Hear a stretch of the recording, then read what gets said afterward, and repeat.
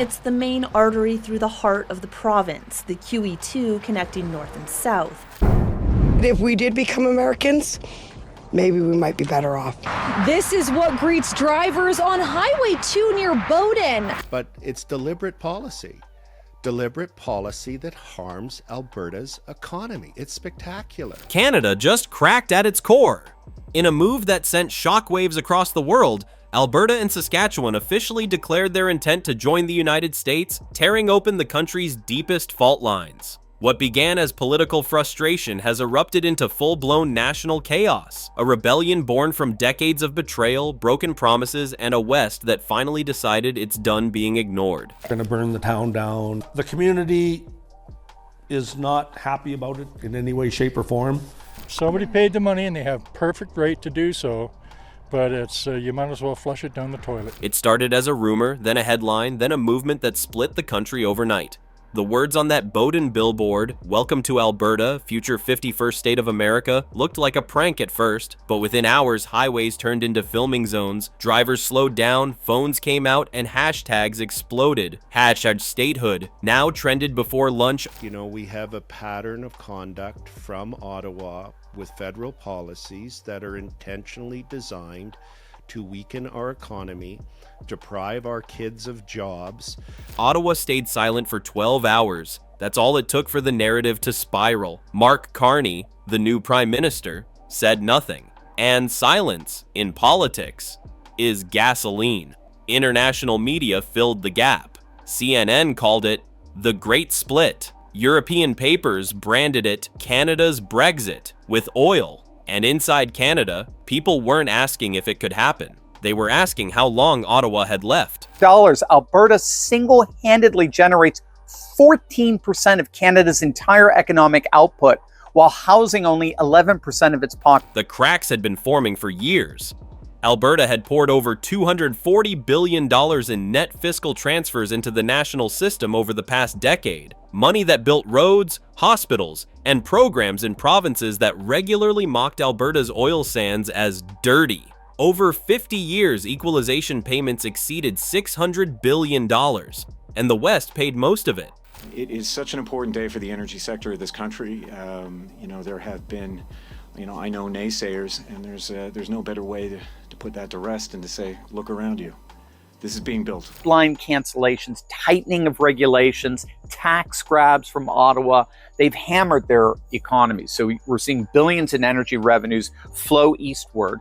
Yet every major pipeline project, from Keystone XL to Energy East, was blocked, delayed, or canceled, costing Canada an estimated 2.5 million barrels per day in lost capacity, and about $55 billion a year in missed revenue. The group says this billboard is only the beginning. More are planned as they raise money to have their voices heard. So when carbon taxes rose and Ottawa tightened its climate mandates, Alberta didn't just lose money, it lost patience. In small towns across the prairies, the phrase, "we built this country, now we're paying to be punished," became a kind of anthem. Decades of resentment brushed off as Western whining suddenly became political fire. The sign across the highway from Bowden has the town's office fielding calls. It's just a disaster that the town of Bowden is getting the flack for this. The mayor says they are mostly angry about the unpatriotic message the town has nothing to do with. And that's where the real spark came from, a group calling itself the America Fund. It sounded like a charity, but it wasn't. It was a political action committee modeled after UK-style populist movements and funded by a web of anonymous donors. The Bowden billboard? The billboard was paid for by the Alberta-based group America Fund, founded by members of the 2019 Wexit movement.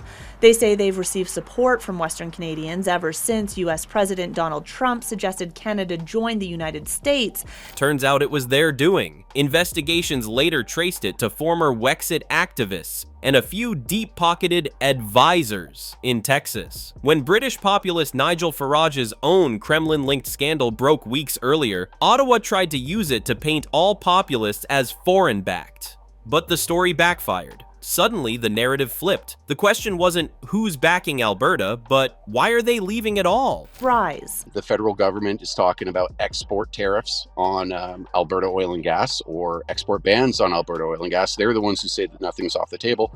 Well, we're the ones who are saying then if that's not off the table, then the 51st state is not off the table. Bowden, a quiet Alberta town of barely 1,200 people, became ground zero. Locals were divided. Some cheered, others defaced the sign overnight. But the drama only made it grow. News vans rolled in, TikToks went viral, and rallies filled the parking lots.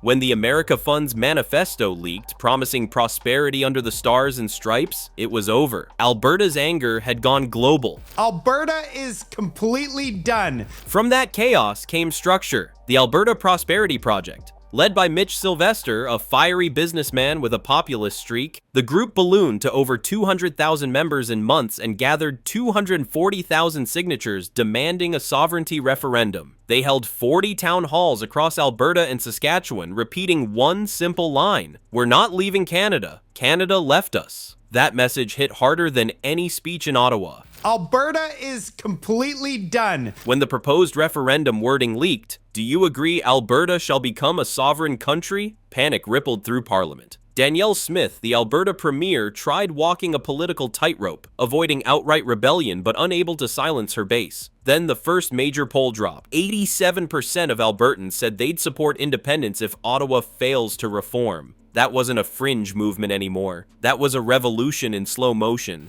A billboard promoting Alberta joining the United States. The digital billboard follows months of President Donald Trump's remarks on making Canada the 51st state. And then Washington stepped in. Out of nowhere, Donald Trump, now back in the political spotlight, called Alberta the Texas of Canada during a rally in Houston. Within minutes, it was headline news. American talk shows lit up with jokes about Texas North. But behind the humor, something real was brewing. Leaked documents later revealed up to $500 million in U.S. support funds funneled through private channels to organizations tied to Alberta's sovereignty campaign. Washington's energy strategists weren't shy about it either. They saw Alberta not as a foreign problem, but as a strategic opportunity. To them, it was the ultimate energy jackpot, an oil-rich region politically aligned, sitting right on their doorstep. Trump said it bluntly: "Why sell oil to Ottawa when it should flow south?" Within days, right-wing media in the U.S. declared, "America just got bigger and oilier." Part of the conversation is about the amazing opportunities for Alberta today and for Canada. Meanwhile, in Ottawa, the silence finally cracked. Mark Carney faced the hardest decision of his career: strike back hard or play for calm. A leaked PMO memo called it secession contagion, warning that if Alberta's revolt succeeded, Manitoba and even parts of British Columbia might follow. Inside Parliament, an emergency cabinet session stretched until dawn. Half the ministers demanded negotiations. The other half wanted to call in the military. In those 72 hours, Canada lost $80 billion in investor confidence. The Bank of Canada froze, and the loonie plunged to a 14-year low. Streets in Ottawa filled with dueling protests, pro-unity rallies waving maple leaves and Free Alberta marchers waving blue and white flags. Downtown looked like a civil divorce in real time. The frustration level here is at an all-time high. Because it's not just that the federal government has engaged in, incompetent decision-making, the Liberal government. Out west, the tone shifted from anger to identity. Town halls turned emotional. Oil workers, ranchers, and truckers stood up to speak about generations of frustration, families who'd paid more into Canada than they'd ever gotten back. For many, it wasn't about politics anymore. It was pride, pain, and survival. Local churches started holding independence prayer nights. Small-town mayors described it as a Western awakening. The sentiment was summed up by one phrase that echoed through those meetings: "We don't hate Canada, we just stopped recognizing it." So many Albertans have come to that conclusion on their own and are highly motivated now to say enough's enough. If Alberta and Saskatchewan ever truly walked away, the math would be brutal. Canada would instantly lose 30% of its exports, 14% of its GDP, and almost 9/10 of its oil production. The rest of the country would be forced to import what it used to produce. A 1,200-kilometer new border would split the prairies, a logistical and defense nightmare. NORAD would have to rebuild its entire northern strategy, and the U.S. would suddenly share a new border twice as long as California's. In Washington, the Texas delegation wasted no time. They introduced a symbolic resolution, Statehood for Alberta. At first, it was meant as a stunt, but after 3 days of debate, the idea didn't sound so far-fetched. Analysts noted that if Alberta were to join the U.S., it would instantly become one of the top 3 oil-producing states, ranking only behind Texas. Energy lobbyists began pushing the White House to welcome the West. Back in Canada, panic turned to damage control. Ottawa announced a unity package worth $40 billion, featuring new tax breaks, significant infrastructure promises, and an overhaul of equalization. It was the kind of policy package that would have saved the West years ago, but now it felt like an apology no one asked for. Critics called it too late to matter. And through it all, Mark Carney kept his composure, barely. When he finally spoke to the nation, millions tuned in. He said, "We cannot build a future by burning the house." His words were meant to calm the storm, but they carried a tremor, the sound of a leader realizing history was slipping through his fingers. What was until the Liberal policies were brought in, what was the Trans Mountain Pipeline going to cost the taxpayer? $0. Right. $0. The flags told the story better than any speech. Across Alberta and Saskatchewan, local parades started flying 2 banners, the provincial colors beside the U.S. stars and stripes. It was part protest, part prophecy. Online, digital artists remade the American flag, adding 2 new stars beneath the old 50. It wasn't satire anymore, it was symbolism. The question haunting every talk show, every newsroom, and every kitchen table was no longer, will they leave? It had become something far deeper. Can Canada survive as we know it? Like this video and subscribe to the channel to get more updates on Alberta's decision to leave Canada.